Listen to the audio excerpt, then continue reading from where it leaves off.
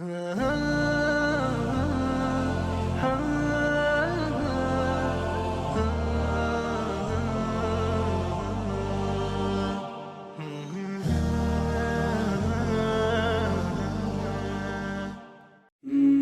alaikum wa rahmatullahi wa barakatuh. Alhamdulillahi rabbil alameen wa l'aqibatul muttaqeen wa salatu wa salam ala rasulihi Muhammadin wa ala alihi wa labatihi wa ashabihi wa azwajihi ajma'een.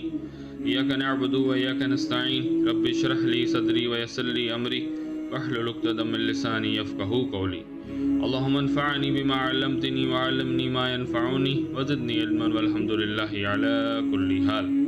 Amma ba'd, a'udhu billahi minash shaitanir rajeem, bismillahir rahmanir rahim.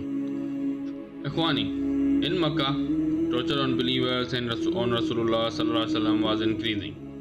And just like the previous prophets, Nuh, Ibrahim, Yaqub and his sons, and Musa alayhi wassalam did, Rasulullah sallallahu alaihi wasallam also did the hijrah. Abu Musa narrates that Rasulullah sallallahu alaihi wasallam said, I saw a dream that I am migrating from Makkah to a place where there are big dead trees. I thought that I will go to Yamama or Hijr, but later I know that the land is the land of Yasrab, Medina. After getting permission from Allah subhanahu wa ta'ala, Rasulullah gave permission to his companions to migrate to Yasrab. And companions in groups of 1 or 2 starts to migrate to Yasrab. Time comes when in Makkah, Rasulullah sallallahu alaihi wasallam was left with only 2 believers, Syedna Abu Bakr and Syedna Ali karamullahu wajh. If any other Muslim was in Makkah, then reason was whether he was kept prisoner in his tribe or was Muslim secretly. Syedna Abu Bakr asked his permission of migration. But Rasulullah replied him, La ta'jal la'ala Allahu yaj'ala laka sahiba. Don't rush, perhaps you will find a companion for the journey. Syedna Abu Bakr knew at that moment that he will accompany Rasulullah in the journey to Medina, and out of joy he started to prepare for journey. Rasulullah knew that Quraish is thirsty of his blood, so he with him took a man named Abdullah bin Ariqat, who was an expert in routing. He was mushrik, but Rasulullah knew that he is honest man. Quraish were looking that Muslims are migrating from this place, and they knew it will only benefit Muslims. So they called a meeting in Darun Nadwa and started to counsel there. Many gave suggestions to stop Rasulullah. One said to chain him in his own house, and almost all opinions were same, but final decision was not given yet. There Abu Jahl said, from every tribe, select a noble, brave and powerful young man. They should sharpen their swords and go and kill Rasulullah at once together. Na'udhu billah. The results would be that Banu Hashim will not be able to avenge every single tribe of Quraysh, and then we will together pay the blood money, and this matter will be closed forever. Everyone became happy on Abu Jahl's opinion, and that became the final decision. But Allah subhanahu wa ta'ala gave the news of this plan to Rasulullah sallallahu alaihi wasallam and commanded to migrate. In Makkah, Rasulullah had his 2 beloved companions, Syedna Abu Bakr and Syedna Ali karamullahu wajh. And Rasulullah also had to deal with 2 problems. One was to go out from Makkah, and second was to give trust the belongings of people of Makkah. Rasulullah gave trust of Quraysh to Syedna Ali and said to him to lie on my bed this night, and in the morning return these belongings to the owners and come back to Medina.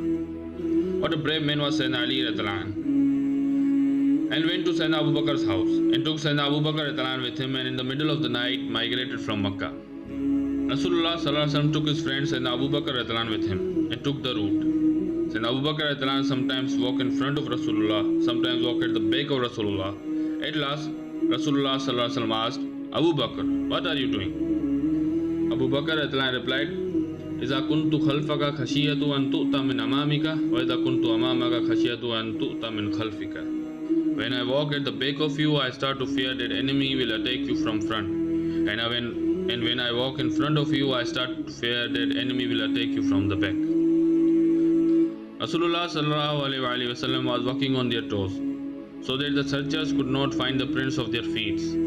Somehow they reached the Mount Saur and wanted to go in the cave in Mount. But Rasulullah's blessed toes were injured because of the continuous walking on toes. So Siddiq Akbar carried Rasulullah on his shoulder and climbed the mountain and reached the cave Saur. Then Abu Bakr went in the cave first and cleaned it, then filled the holes in the cave by ripping the cloth of his turban. Subhanallah. In Makkah, young men of different tribes of Quraish were waiting outside of Rasulullah's house. But at the morning they saw that Rasulullah ﷺ was not there, and Syedna Ali Karamullah Wajhu was lying there. Abu Jahl instead went to Syedna Abu Bakr's house and saw that he is also absent. So they knew that Rasulullah and Syedna Abu Bakr have left Makkah. So Quraysh hired a searcher named Qarz bin Alqamah. He was so expert in his job, and he with the people of Makkah started searching Rasulullah and Syedna Abu Bakr, looking at their footprints on sand. Rasulullah ﷺ and Syedna Abu Bakr were walking on their toes, and after they reached Cave Saur, for 3 days son of Syedna Abu Bakr, Abdullah bin Abi Bakr, used to come and tell the news from Makkah. With that, Abdullah bin Abi Bakr erased the prints and even brought goats with him so that the Quraysh, when it starts search, they will not be able to see the prints of them. But searcher of Quraysh was so expert that he brought Quraysh to the entrance of cave and said there, "Ma jaza matlubukum hazal ghara." The men you need have not go anywhere after this cave. Means Rasulullah ﷺ and Syedna Abu Bakr are in the cave. But Allah subhanahu wa ta'ala is indeed better at planning. He subhanahu wa ta'ala ordered a spider in that 3 days to build a web and ordered pigeons to lay egg at the entrance of cave. When searcher said these words from Quraysh, Umayyah bin Khalf said, "Can't you see the entrance had a spider web on it? No one would have entered here since the birth of Muhammad sallallahu alaihi wasallam." And Quraysh went back from there. In all that scenario, Abu Bakr was scared that if they find out about us, they will not leave us easily.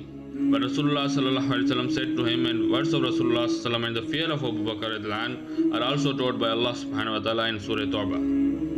La tahzan inna Allaha ma'ana. Don't fear, Allah is with us. Quraysh went back and announced that whosoever will find Rasulullah or Sayyidina Abu Bakr, arrested them or killed them, he will be awarded with 100 camels. This announcement reached the tribes that were settled between the Makkah and Medina.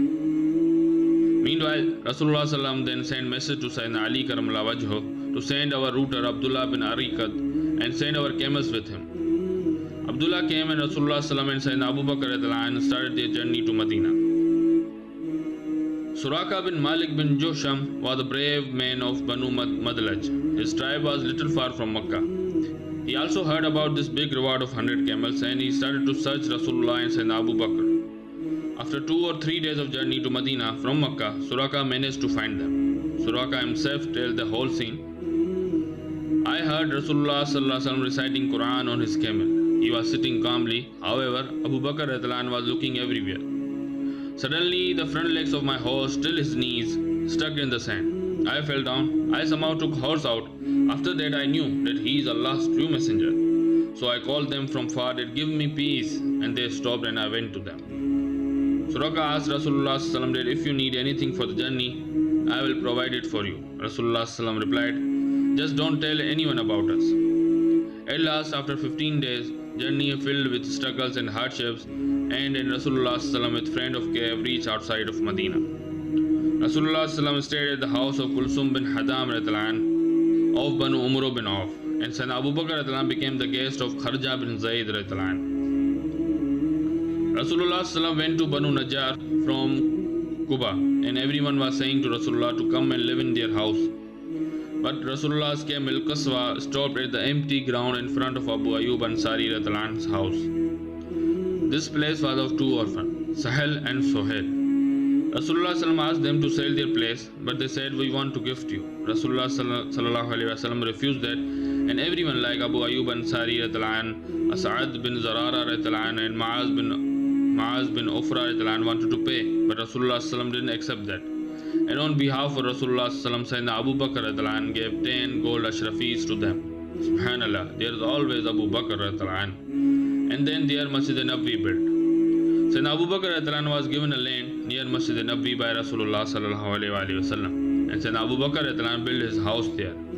After marrying the daughter of Kharja bin Zayd, Habiba, he also built house in their neighborhood.